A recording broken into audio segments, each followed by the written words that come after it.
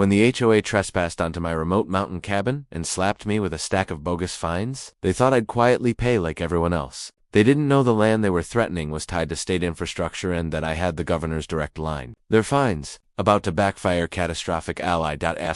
My cabin sat on 40 acres of isolated mountain land, just outside the tiny town of Birchpine, surrounded by towering pines and a lake, so still you could see the sky double itself. My grandfather built that cabin with his own hands, and after he passed, I inherited it along with the responsibility of maintaining the state's emergency radio repeater on the ridge behind it. Most people didn't know that part. The HOA definitely DIDN single quotes T. The nearest development, Pinecrest Estates, was over 2 miles away. Their HOA, a notoriously overzealous group of busybodies, believed anything within 5 miles of their properties fell under their extended easement rights. Of course, that wasn't true, but logic had never stopped them before. The trouble began on a Tuesday morning. I had driven up for a quiet week of maintenance and paperwork. Instead, I arrived to find a bright orange envelope taped to my cabin door. Notice of violation, unauthorized structure alteration, fine, $8,500, and below it, notice of violation, non-compliant landscaping, fine, $3,200, and, as if they were building momentum, notice of violation, failure to seek architectural approval, fine, $6,100, nearly $18,000 in fines, from people who had absolutely no jurisdiction over my land. At first, I laughed. I assumed it had to be some kind of prank. But then I saw the small security camera attached to the corner of my porch new, blinking red, and pointed directly at my front door. That's when my stomach dropped. Someone had been here. Someone had trespassed, and they had come back multiple times. I walked the perimeter of the cabin and saw fresh ATV tracks carving through my property. My grandfather's no trespassing signs, weathered but still standing, were ripped down. A new sign stood in their place at the edge of my driveway. This area is under Pinecrest HOA oversight. No, I muttered. Not happening. I took photos. Lots of photos. The moment I got inside and powered up the generator, my phone buzzed 5 missed calls. 3 voicemails. All from a number labeled Pinecrest Compliance Office. I didn't bother listening. Instead, I sat down at the small kitchen table and pulled open the binder where I kept everything: property deeds, easements, state agreements, and my grandfather's old correspondences. Because here's the part that mattered. The ridge behind my cabin was home to the state's emergency communication repeater. It wasn't huge. Most people wouldn't recognize it as anything important. But the state did. It handled communication for wildfire response, search and rescue teams, and several rural sheriff departments. The state paid me a small annual stipend to maintain access, clear brush, and keep the equipment safe. When they used my land, they granted me something incredibly valuable: primary ownership, jurisdiction, protection under state infrastructure codes, immediate reporting authority for any interference. Meaning, anyone who trespassed near that ridge wasn't just breaking into my land, they were violating state emergency communication protocols, which was a felony. I dialed the number I hadn't used in almost 2 years. Office of Governor Marshall. A woman answered. This is Daniel Hart, I said calmly. I'm the land steward for the Birchpine repeater station. We've got a problem. There was a pause, then a sharp inhale. Mr. Hart. Yes, of course. One moment. 30 seconds later, Governor Marshall himself picked up. Daniel, you calling me can't be good. It isn't, I said, explaining the situation. When I finished, he went silent for several seconds. They trespassed on repeater land. Yes. Installed equipment. Yes. And issued fines. $18,000. Marshall exhaled audibly. Send me everything. I did. Less than 10 minutes later, he texted back, I'll draft something. This ends now. Oh, it was going to end. Just not the way the HOA expected. Asterisk. I didn't have to wait long for the HOA to make the next move. The following morning, as I was patching a roof shingle, I heard the unmistakable sound of a diesel SUV tearing its way up my driveway. Gravel scattered. An engine growled to a stop.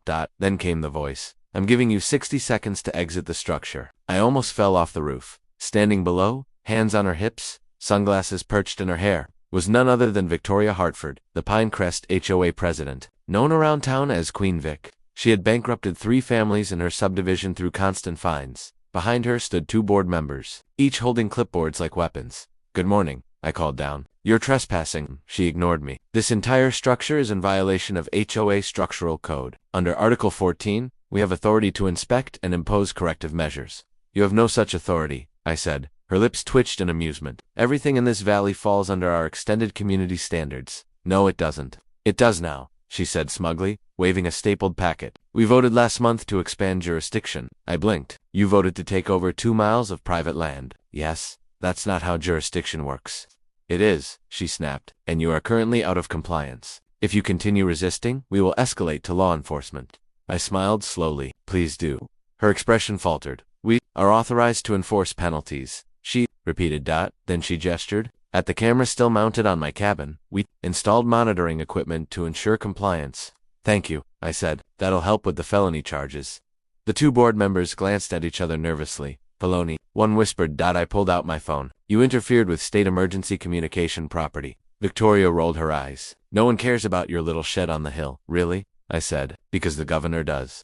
I tapped my screen and opened the email that had arrived 20 minutes earlier. A PDF, official letterhead, signed with the state seal. I turned the screen toward her. This is a cease and desist order, I said, from the governor's office, effective immediately. Pinecrest HOA is prohibited from entering, monitoring, fining, or attempting any enforcement action on this land. Victoria reached for the phone. I pulled it back.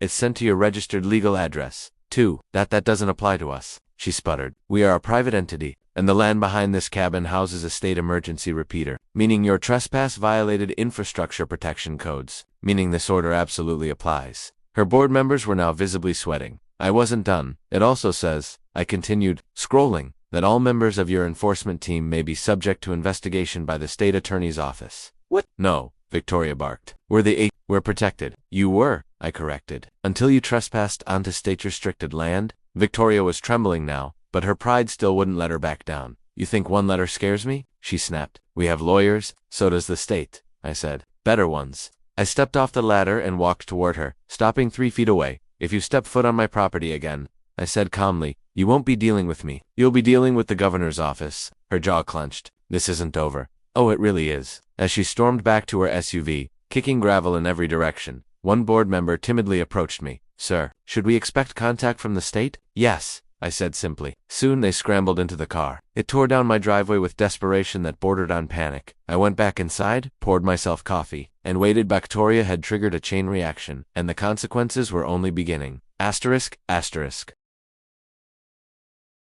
2 days later, the storm truly hit. My phone lit up with a text from Governor Marshall, state investigators on site today. Keep distance. I grabbed my binoculars and watched from the ridge as 4 unmarked state vehicles rolled into Pinecrest Estates. Investigators and windbreakers knocked on doors. HOA board members were escorted outside. Clipboards were taken. Files collected. Victoria stood on her porch, screaming at them, her voice echoing up the valley. By mid-afternoon I received another message. HOA leadership removed pending legal review. Cease all contact with them. I sat back against a tree stump and exhaled slowly. It was happening. The fines were gone. The harassment was over. The trespass was documented. The state had taken over, but the aftermath, that was the real show. A week later, the Birchpine Gazette ran the headline, Pinecrest HOA, temporarily dissolved amid state investigation. Article highlights: unauthorized assumption of jurisdiction, illegal surveillance equipment, trespassing on state-restricted land, fraudulent issuance of fines, misappropriation of HOA funds. Victoria, according to the report, had used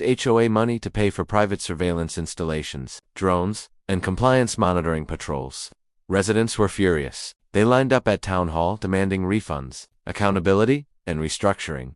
2 weeks later, the final blow came. I received another letter-thick envelope, state seal, delivered by courier. Inside was a formal apology from the governor's office, and attached to it, a written declaration permanently exempting my cabin and surrounding acreage from any future HOA annexation attempts. And then, the best part, authorization for me to pursue civil damages. I didn't want money. I didn't need revenge, but I did want something, so I filed for exactly $1 in damages, a symbolic gesture that forced the HOA to admit wrongdoing publicly at the hearing. The judge asked, why only $1? I smiled. Because the real price has already been paid. The HOA had collapsed. Victoria had been removed. The town had taken control of Pinecrest's governing board and rewrote its charter from scratch. I drove back to my cabin after the hearing. The pines whispered overhead. The lake reflected the afternoon sky. The repeater blinked silently on the ridge, doing its job. I walked up to my porch, pulled down the last remaining piece of tape from the HOA, fine, and tossed it into the fire pit. The mountain was quiet again. My land was protected, and the HOA had learned a very expensive lesson. Never pick a fight with someone who has the governor on speed dial. Asterisk.